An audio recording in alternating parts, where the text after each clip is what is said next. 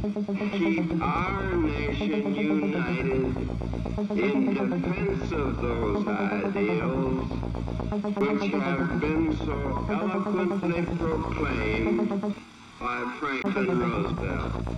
Our demand has been, and it remains, unconditional surrender. For the next 11 days, the President has no time to think about a secret weapon that may or may not work. As he speaks, 3 million American GIs are in Europe, fighting their way across Germany. And beyond the strategy of the war lies the problem of what to do with Germany after the war. How to restore Europe. How to deal with the Soviet Union.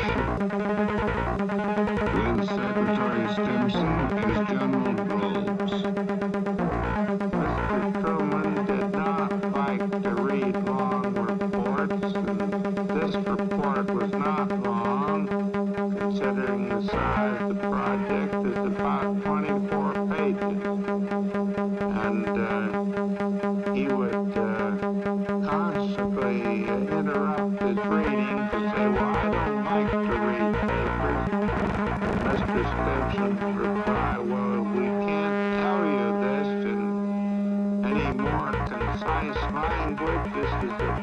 project. The President indicated his feeling that it was sound and that there was no reason to make any changes in our course of action.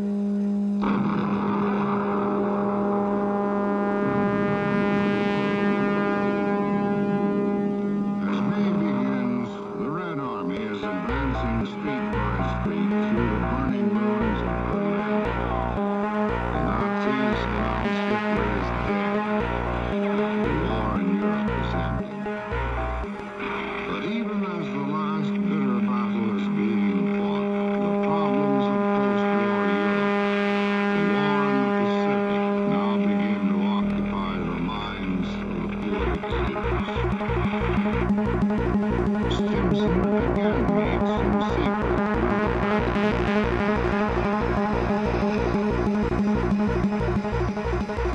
His then assistant, John McCloy, describes his state of mind. Of course, he was greatly involved in the mechanical production of the bomb, the physical problems that were connected with that. But I think more deeply than that, he was also involved with the heavy responsibilities and the heavy imponderables that were related to bomb misuse. The Secretary recommended the establishment of a special committee called the Interim Committee to consider all aspects of the matter, and in particular the immediate and pressing question of the relation of this new weapon to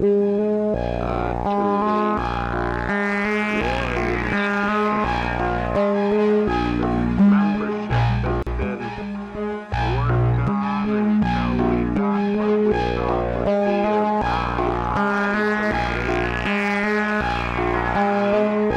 and we even went so far as to say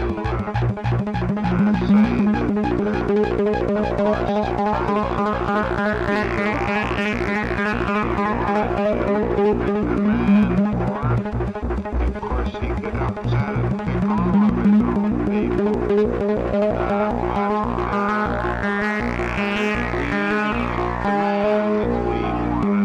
there was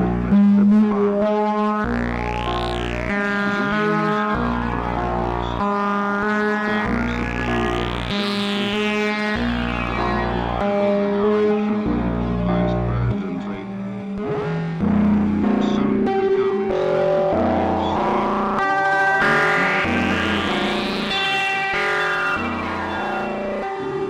As Stimson sees the President at the Pentagon, General Groves meets with General Marshall. I thought it was time to start for the actual military operation. He had said that I would like to have him designate 2 officers in the operations division of the general staff that I could talk to and get them started on making their plan. Very much to my surprise, General Marshall said, after a moment's thought, he said, "Is there any reason why you can't do that yourself?" My reply was, "No, sir. Those were the instructions I had, and the only instructions I had about formulating the war plan." I then talked to General Arnold, the Chief of Air Force, about it. Told him that I wanted some advice from some of his officers. General Norstadt, who was then the Chief of Staff of the 20th Air Force, which was a big bombing command under the direct control of General Arnold, was assigned to assist me in that way. I appointed a target committee to survey the field so that we would have the right targets in Japan, and so that everything would be ready at the time that we needed to be ready. May 8th. In Europe, after 4.5 years of war, 20 million dead, Germany surrenders unconditionally. Will the same bloody battles have to be repeated across the Japanese home islands? This is the question United States military planners must now answer. As they ponder this, B-29s take off from their remote airfields in the East Coast. On board are 6 crews, part of a secret air unit designated the 509th Composite Group. They have not been told what their mission is. Day after day, they practice, learning to drop a bomb that has not yet been invented.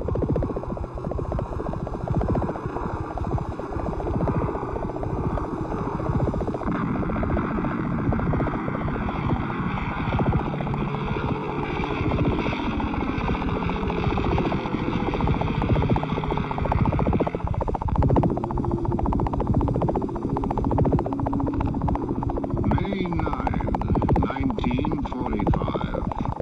The war in Europe is over. The nations of Europe lie in ruins. Thousands are hungry, without clothes, homeless.